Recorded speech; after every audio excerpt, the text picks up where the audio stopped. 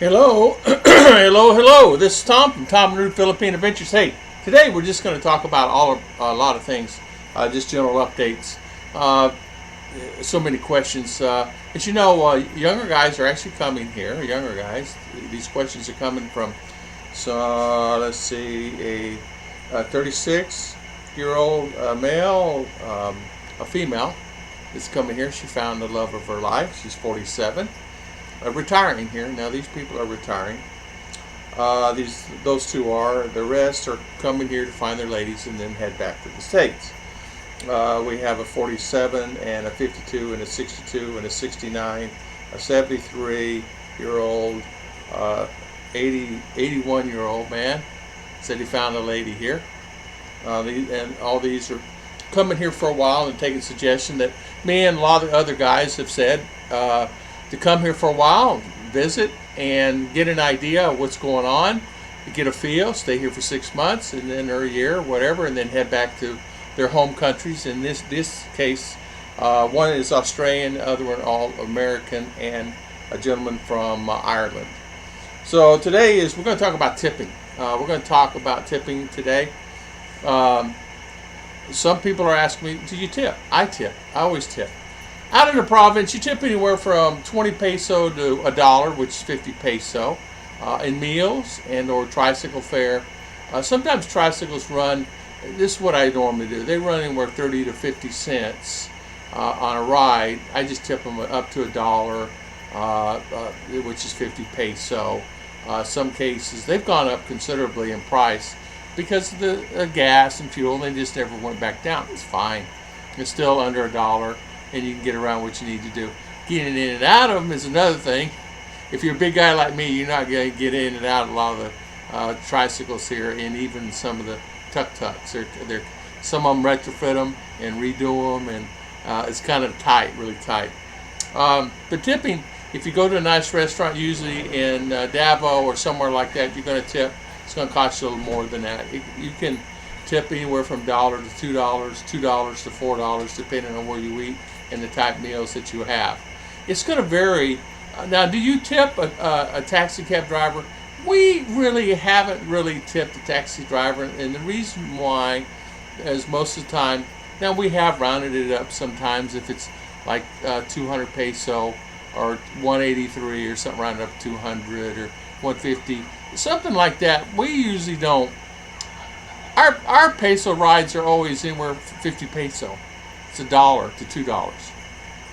We very rarely have a lot of rides that's more than that because we pretty well know where to get off the bus, where to go, and walk. And we do a lot of that walking. So I would tip anywhere $2 to $4 depending on where you eat at a nice restaurant, something like that, and give you an idea. So tipping is, on the average, I've asked this in the restaurants. 99% of foreigners will tip. 99% of the Filipinos may or may not tip.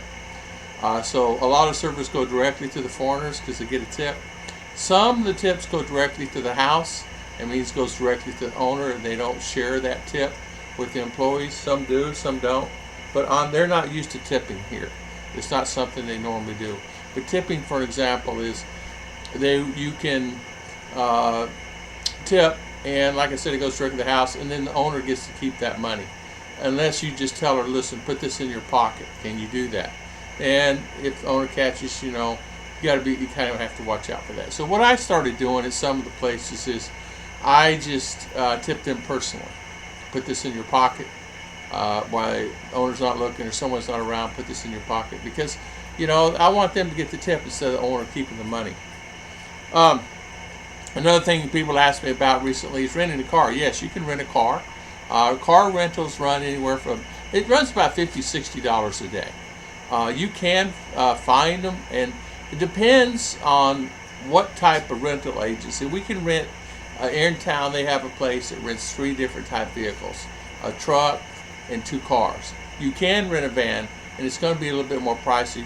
Now $60 plus the fuel, and $60 plus the fuel. If you want a driver, it's another $60. So $120, and then the fuel itself. So it can get a little pricey. It's not like in U.S. where you can go to Hertz, for an example, or somewhere like that. I recently looked at some of the car rental places there. I can still rent a car at a fair price there. I am a Gold Card member of many of them because I used to travel a lot, and it's still active, and I still have many points. I still can go to the airport and get a car inexpensively, less than $20 a day. But because I've flown a lot and have a lot of points, and I have free rentals also, free rentals. I must rent up to 3 days, and the third and fourth day are free, but it's because of travel. But you can still rent a car in the States. Recently compared this here. A lot of places don't have, and to rent a car, it's basically the same thing. Passport, ID, they need to probably put a deposit. You may have to put a deposit down. It can vary. Some will require a deposit of like 5,000, 10,000 peso. Some may not. When the vehicle comes back, they'll inspect it and they'll keep it. And if there's a problem, then you go from there. So another thing people have asked me, can you rent houses and what are the costs? Depends on where you live. If you're up in Makati, Angeles City, price is going to be a little bit more. Naga, Bohol, Iloilo, prices may be a little bit more expensive than what you will find here. Here in Mindinao and Davao and Cebu, and even over in CDO, you're going to rent a place anywhere from 100. You can go 100 some cases all the way up to $300, $400, $500, depending what type and style. They have rentals. Now, I have seen rental prices go up considerably. They've almost doubled in a lot of cases. But it's understandable. It's the times we're living in, and that's just the way it is, and that's okay. And you just need to expect that. But it's still cheaper a lot of times than in the States to rent a place. But see, if you get your rental in a good price in your rental. Now, a lot of Airbnbs, you can actually make a deal with the owner that you want to stay there longer, and they'll give you a good rate on that. But normally, on the average, it's going to rent.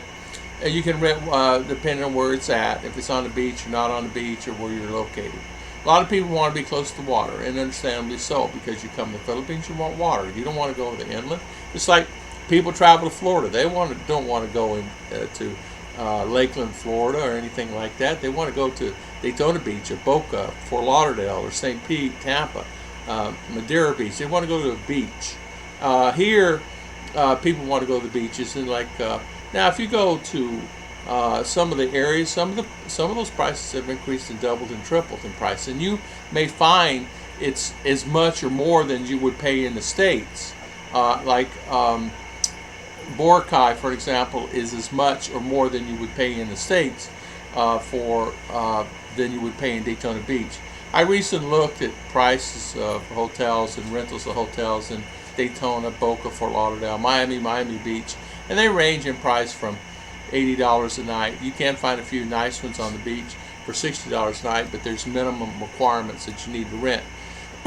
Here, for an example, it's just go as a flow, and the food is going to be the same in these tourist traps now they have here. I call them tourist traps. Might as well, right? Where a lot of the guys are going. But really, a lot of times, people can find. Will find that staying on the beach can be inexpensive, but it can get expensive also. All right, owning a business. Can you own a business? Well, a foreigner cannot own a business, but a foreigner can own a business with his wife. His name can be on the paperwork, but legally she actually owns the business. The same thing on land or any kind of things like that. And honestly, I would put the vehicles and things like that in her name, because if it's in your name and you get in an accident, you want to make sure you get your vehicle back, because sometimes things happen and they may take your vehicle away for a period of time until you get it resolved on if it was your fault or their fault or things like that. And they'll take the vehicle and they'll just park it down at the police station or in a big parking lot. So if you have a new vehicle, just be prepared for things like that. It's one of the reasons why I decided not to drive, because of that reason. But it's a choice that you can make, and if something happens, you just have to be able to deal with that. Now, owning and starting a business is very hard sometimes, and you don't really realize that the smartest thing to do is, unless you sell products or entities or things like that, or you're actually going online, a lot of times if you're going online selling, there are permits and things you need to get, and usually it's not too bad, inexpensive, but you still have to go through the process. There is a lot of red tape involved in it, but let your Filipina handle a lot of that because she can handle it with ease. She knows the in and outs, and if she does not, all she has to go down is to the municipality and ask, and they will explain it to her. Usually you can start a business here for less than a couple thousand peso, depending on the barangay. Sometimes you need clearance from barangay, sometimes you need an ITIN number, sometimes you need other kinds of permits depending on what type of business it is. But I advise you, if you're actually going to business here in the Philippines, make sure you do have all your business credentials up to date, because they will check those and they will come by to check and make sure you're up to date. If you have a restaurant, make sure you have your health certificates and all that up to date, and your classes and all maintained. They do have health classes here. They have food classes, they have hygiene classes. So you need to make sure that your employees are up to date on that. They're no different than they are in the States. It's the same in the States, that it is here. You have to go through your health card and get a health card and health classes, because you want to make sure everybody is safe and secure when they're getting the food. Let's see, I have another topic here. Oh, internet here. People are asking, they want to start a business and they wanted to have a good business here, and they want to talk about, is there internet and how stable is it? Internet itself is usually pretty stable now than it was before. I have to say they seem to get a better handle on it. The reason why competitions actually come in, now that you do have Starlink, availability of Starlink, but really overall, Starlink is a wireless company, which you get the wireless internet, and it's affected by the sun and the clouds and the rain. And I did find out about this from the technician there. He did tell me that the water itself, it's the water humidity in the air that causes the problems and messes with the signal. So if you have if you're staying like in a mountainous, fog does not bother it, but if you have a lot of rain and dew in the air, it will affect your signal. The thing about also, if you're actually hardwired, there are hardwired companies from China, for example. Has actually started companies here. They actually already have the wire in the ocean, on the ground, boots on the ground here, and you can get what they call wireless 5G internet here, and seems to be a lot of companies are coming out, and you do have access to that is hardwired, and it is nice. I have to say, we're getting some of the best speeds we ever got before on our internet, and thank the Lord for that, because you guys know the struggles I went through getting the internet is really hard for me.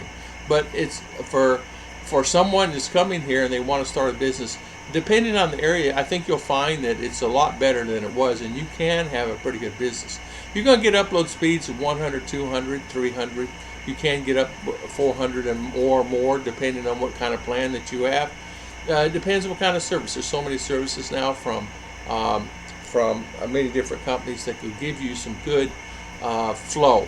And it's about being consistent. Now, what I love about fiber is consistently the same all the time. Where wireless, you'll get speeds just with this and up and down consistently. So it'll drive you insane. It drove me insane. But I want to always thank everybody for watching my video. This is kind of like about 4 or 5 topics. I wanted to get this and talk about this today because I had quite a few questions from some of the guys, and I want to talk about this. I want to thank everybody for always watching my videos, and God bless, and I'll see you guys next time on Tom and Ruth Philippine Adventures.